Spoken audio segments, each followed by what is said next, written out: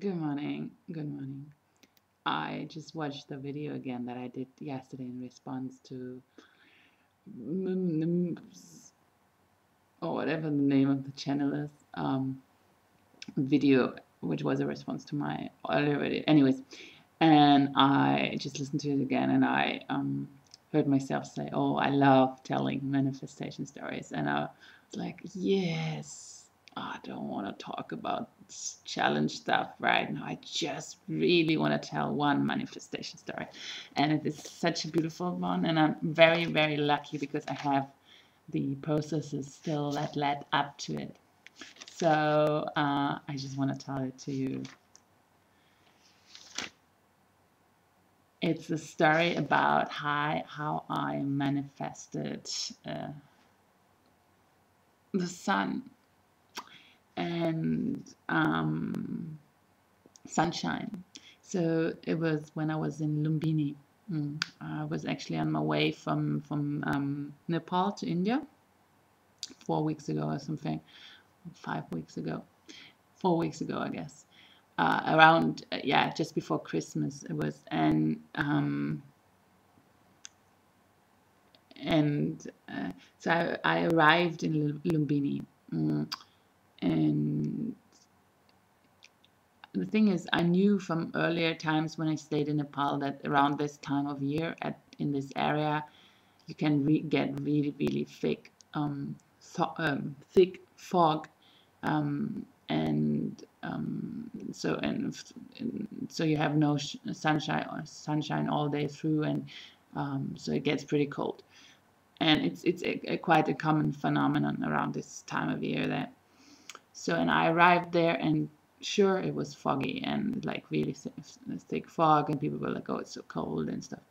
Uh, and I arrived there, and I was like, "Yeah, but all along this journey, I know like the sun is following me, and wherever I go, I have this really great weather, and yeah, you guys wait and see. I think tomorrow I'll make the sun shine again." And they're like, "No, no, no. This kind of weather that stays, and it's very." I'm like, "Yeah, let's wait and see." I got a good connection with the sun. We're on good terms. So they're like, "Yeah, yeah, okay, let's see."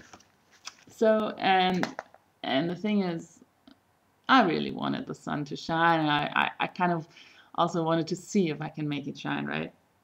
So the next morning I woke up and looked out of my hotel room, and it was like fog, thick fog, and it's like I was like very warm inside my sleeping bag. It was so nice and cozy, and just didn't feel good getting out of it at all. And but I really wanted to spend the day in Lumbini, walk around. Like Lumbini is that birthplace of Buddha, and walk around, just enjoy the day. I really wanted to enjoy the day, have a lovely, lovely day.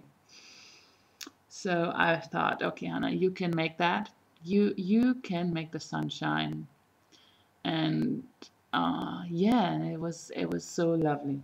Uh, Let me just read what I wrote, and maybe you get the sense of it. This is probably the best way. I started like this. I actually there's something missing, and I don't know where it went. There's a first page that went missing, but that one is fine enough. So I start here. I remember so well how it feels when the manifestations come into my life. It always feels like a beautiful present. If I expect it in the sense of, "Oh, you owe me that," it works less well. I mean, owe me. It is not really about owing, is it? It is more about being myself on and the outer reality yielding to my inner self. Like I'm being myself, and then the outer reality just joins in sense of like celebrating. Well, and there always is the sun above the clouds. It is there. I just have to remember that all physical experiences are manifestations of the non-physical. I mean, this cold is nothing bad or anything as such, but I like the connection to the sky, to the freedom above, to the wideness of the world, to feel the blue, to feel the clouds in the sky. Ha! Now I can feel the energy moving, to feel this aliveness, to feel my love for the country, to feel the love of this world for me, this great and this great and loud and free and real love, to feel the love. And then I went and tried a little bit focus wheeling on this.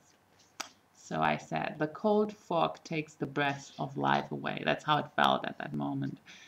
So I started finding thoughts that kind of fit what I wanted. And the first one is, as I said before, the sun is still there above these clouds. The sun is always there. The fog is resistance, but the sun's energy always flows. Second, my own body is like a little sun that constantly generates warmth. My body and the sun are like sisters, like brothers. That was a nice thought. I love this thought. I still love it so much. Ah, my body is like a sun. Third, if the fog is there or not, I can feel. If the fog is there or not, doesn't matter. I can feel the connection of my body to the sun and to the sky. I can feel this connection. Fourth, I can feel the sun in my body. It is in my thoughts, in the music, in this love. I can feel the sun. Fifth, yes, there is a certain song of the sun. There is a vibration of the sun. That is what is really real. Sixth, I can also feel the love of the sun, the sex of the sun, the music of the sun. The sun wants to love me, everyone, this whole world. 7. The sun just wants to love and love and love and love, to caress and kiss and feel and touch and breathe and pleasure. 8. The more the sun gives, the warmer, the more loving it is.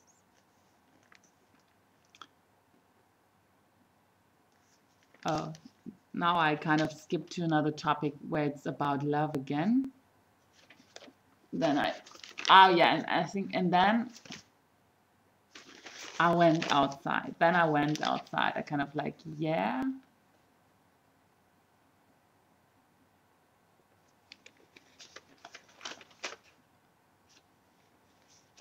Yeah. This is something else. Okay, that's basically it. I thought I wrote more, but it's not there. Anyways, so, and then I went outside and I left, I did these processes, and actually I was, when I decided to now go outside, it was like, yes, I can feel the love of the sun, no matter if it's there or not. That was the point where I'm like, oh yeah, I'm ready, I can go outside. So I left, and it was still this really thick, why do I keep saying thick fog? Thick fog. It's such a difficult language, English. This thick fog. And I kept on, like, it was kind of like it turned into a mantra. Oh, whenever I would look up or like feel like, oh, it's cold or where fog, I'd be like, yeah, Hannah, but you can feel the sun. It doesn't matter. The fog doesn't matter. That's just resistance. Doesn't matter. You can feel the sun. Can you feel it? Can you feel it? I'd be like, yeah, I can still feel it. I can feel it. Don't give up on your focus just because there's some resistance. That it doesn't matter. You can feel it, can't you? I kept on doing that, and it was like for 2 hours I walked around, had a really nice time, and then slowly I remember I saw a little, like when the fog got a little thinner, so you could see like a little light where the sun was supposed to be, and you're like, oh yeah. And then I was like, Hannah, now keep your focus. Don't let resistance set in right now. You know, it's still on the way. You can feel the flow. You can feel the moving. It's on the move. It's on the move. The sun is there. The sun is there. The sun is there. Can you feel the sun? Can you feel the sun? Can you feel the sun? Can you feel the love? Can you feel the love? Can you feel the love of the sun? Can you feel it? And I was like, yes, I can. I can. I can. I keep this focus. I keep this focus. The outer reality is not that important. I can keep the focus. I can keep the feeling. I feel the feeling, and I kept that on, and like for 1 more hour, and then I was just at this like the biggest stupa. It's like a huge compound, this whole area where there are a lot of monasteries and stupas and a lot of like from all over the world, basically Buddhist organizations have something there. There's a German monastery, a Korean monastery, a la la la monastery, a da da da, that ashram, that ashram, that ashram. Yeah, so it's like a huge compound. And I got to this peace pagoda. It's like a huge stupa that I really like. And then I was just sitting there, and then suddenly this fog opened up and it's like vanished within, I don't know, 4 minutes. This fog was gone. Started and then it was gone, and we had blue sky. Blue sky. Blue, and this white stupa against this blue sky. I got pictures of that. It was so lovely. I was so happy. I was like so happy. I could feel the sky. I could feel the sun. I could feel the sky, the sun, the sky, the sun. And I was like, and then, and actually I was planning only to stay for 1 night in Lumbini. I ended up staying for 4 nights in total, and all through those 3 days that I spent in Lumbini, we had perfect weather. Perfect weather. It was so lovely. It was so lovely. So beautiful weather. Not a single cloud anymore. No more fog. Nothing. Just beautiful weather. I love this story. Isn't it a beautiful story? I love this story. I love this story so much. It's like such a beautiful manifestation. It is so, it's this power of the focus. And the manifestation is also very beautiful, but the fact that you can focus, you can feel it before it's there. You can really feel it. You can feel what's so real about it, so that if it's there or not, it's there. If it's there or not in the physical world, it's there, it's there, it's there. And that's like, it's realer. It's that what is there is the essential part of it. If you say the visual proof or whatever your senses, it's just that's part of it, but that's not the essential part of it. And that's to feel that, to feel that, to experience it so clearly. Gave me such a I love telling this story to others, but also like whenever I'm faced with other resistance in my life, I try to tell myself like, Hannah, the sun is always shining, in the sense of this, and you can feel the sun. So your desire is always shining, and you can feel the desire no matter if you can see it or not. You can concentrate, and this is what essentially is it. It is not so much about the manifestation. The manifestation is what I wrote there. It's just the yielding of the reality of your own reality. It's like that's the law of attraction thing, but it's the beautiful part of it. It is real. It is, and you can have this reality at any moment. That's the power of the story for me. I love it. Okay.